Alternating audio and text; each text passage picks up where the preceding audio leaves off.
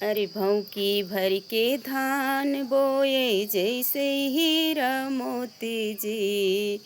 भौंकी भर के धान बोए जैसे हीरा मोती जी। दुल्हे आपन बहिनी राखैहा सैरान परोसी जी। दुल्हे आपन दीदी राखैहा सैरान परोसी जी। काहे हासरान परोसी ई है हवै हमरी खेती जी। यही खेतिया में बड़ा मजा बाजो तब दिन राती जी।